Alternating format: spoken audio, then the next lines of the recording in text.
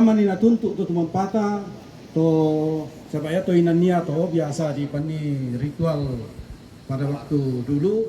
Nah, sekarang dijadikan tempat membagi daging dan sudah menjadi pengakuan kepada yang maha kuasa pada saat berkumpul masyarakat di sana. Jadi saya kira, tapi bagaimanapun juga namanya kita manusia, baik kata-kata yang kita ucapkan yang tidak sesuai dengan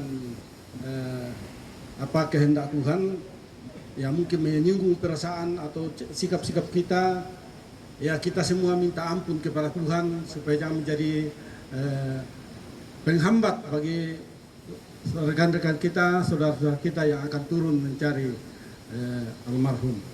Ya, kemudian saran saya kepada kita masyarakat, baik yang hadir di tempat ini maupun yang tidak sempat hadir, supaya selalu kita menitipkan dalam doa di rumah kita masing-masing, doa syafaat, minta belas kasihan Tuhan kepada semua kita yang turut mencari, agar Tuhan memberikan petunjuk sehingga saudara kita ini cepat ditemukan.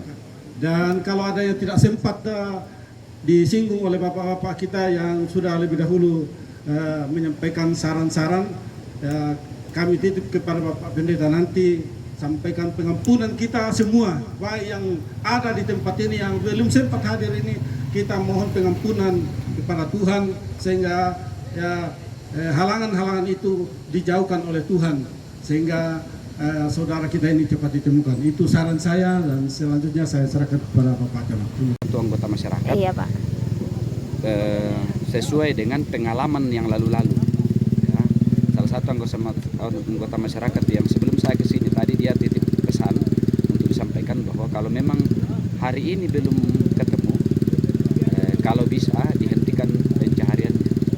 Mungkin juga dalam rangkaian istirahat atau apakah, tapi karena ini pengalaman lalu-lalu bahwa itu yang terjadi, dan nanti waktu berikutnya datang lagi ya sudah ada, sama seperti yang pernah terjadi di sana. Oh pernah ada juga kejadian Iya, yang pernah ada serupa. kejadian